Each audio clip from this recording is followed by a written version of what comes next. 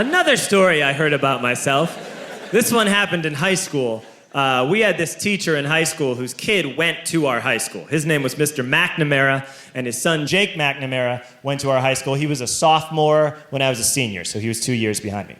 And Mr. McNamara was an asshole. And one weekend, he and his wife decided to leave town, which you should never do if you're an asshole. And Jake McNamara decided to throw a party at the teacher's house. Hooray!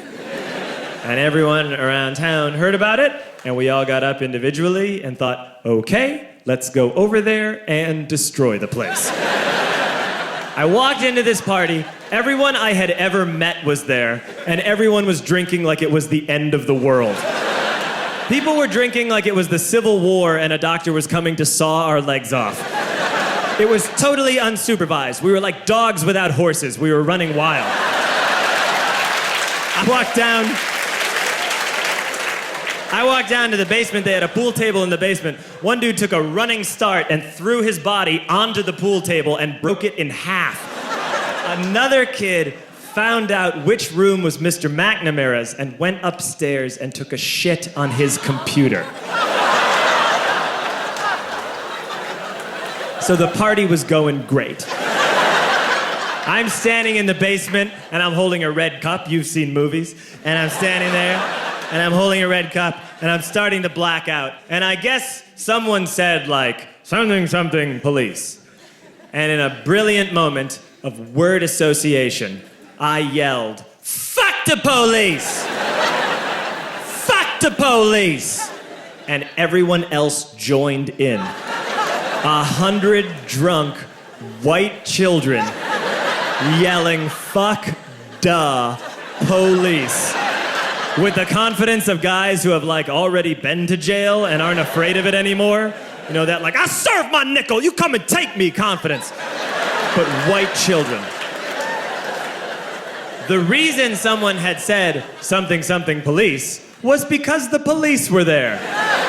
So a Chicago police officer walked down the stairs and got to the bottom in the basement and looked out over a sea of drunk toddlers yelling, fuck the police, in his face.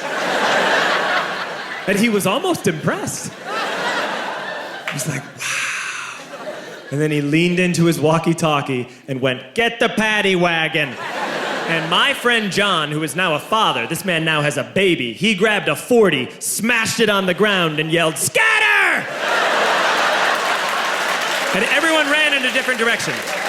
We all ran in different directions. It was like that scene in Ratatouille when the humans come in the kitchen and all the rats go in different ways. We all ran in different directions. I ran into the laundry room and I jumped up on the washing machine and I crawled out through a window into the backyard, and now I'm running through the backyard and there was this big chain link fence and I thought, I've never climbed a fence that high before. And then I woke up at home.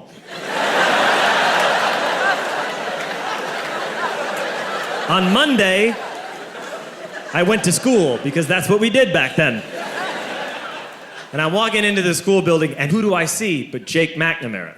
And he says to me, hey, were you at my party on Saturday? And I said, no. You know, like a liar.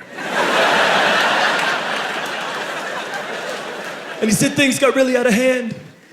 Someone broke the pool table. Someone took a shit on my dad's computer. But the worst thing, he says, the worst thing is that someone stole these old antique photos of my grandmother, and my parents are freaking out about it. And I had that thought that only blackout drunks and Steve Urkel can have.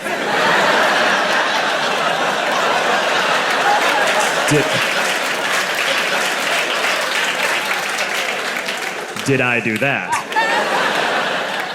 I figured, no, I wouldn't have done that. But I was never sure until 2 years later. Relax. I'm playing video games with this kid named Alex that we also went to high school with. 2 years later, we've graduated by now. We're playing video games for a couple hours. And then Alex says to me, hey, come here, I want to show you something. And he takes me into his bedroom. And then he takes me into a side room off of his bedroom. Never a good thing to have.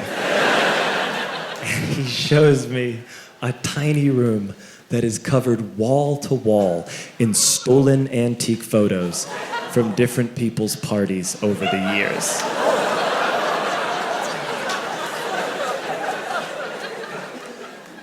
said, "Why? Why do you do this?" And Alex said, "Because it's the one thing you can't replace."